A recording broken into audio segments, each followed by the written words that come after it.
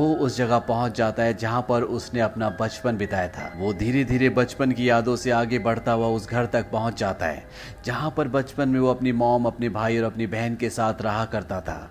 पर अब इस घर में कोई भी नहीं रहता। वो आस पड़ोस से पूछने की कोशिश भी करता है पर उसकी भाषा किसी को भी समझ नहीं आती और ना ही अब वो हिंदी समझ सकता है। तभी वहां पर एक आदमी आता है जिसे इंग्लिश आती है। सरू उसे अपने भाई का और अपनी बहन का नाम बताता है। उससे पूछता है कि जो परिवार पहले इस घर में रहता था अब वो कहाँ चला गया। पर वो आदमी उसकी बात का जवाब नहीं देता, वहां से चला जाता है।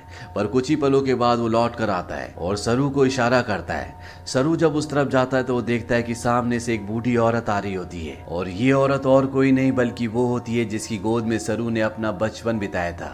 ये उसकी बायोलॉजिकल मॉम होती है।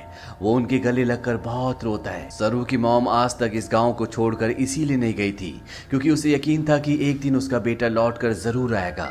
सरू की बहन भी यहाँ पर होती है।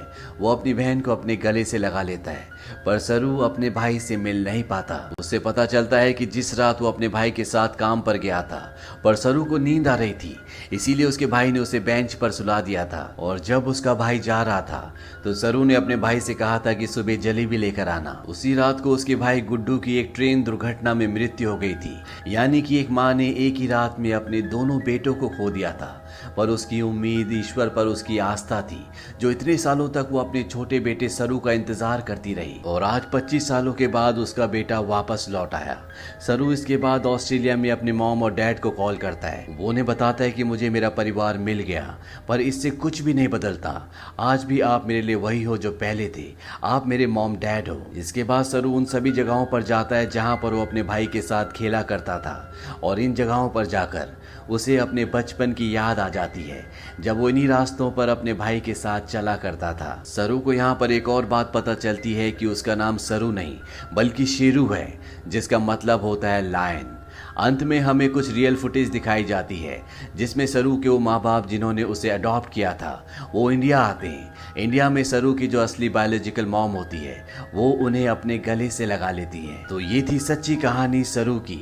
ऑफिशियल रिपोर्ट्स के मुताबिक पता चलता है कि भारत से हर साल 80,000 बच्चे गायब होते हैं लेकिन उसमें से 1% भी बच्चे ऐसे नहीं हैं जिनकी किस्मत सरू की तरह हो।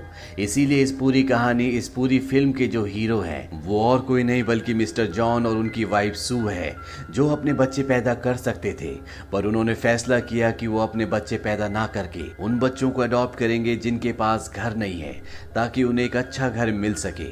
अगर इस दुनिया में हर एक इंसान की सोच इसी तरह से हो जाए तो ये दुनिया स्वर्ग बन जाए।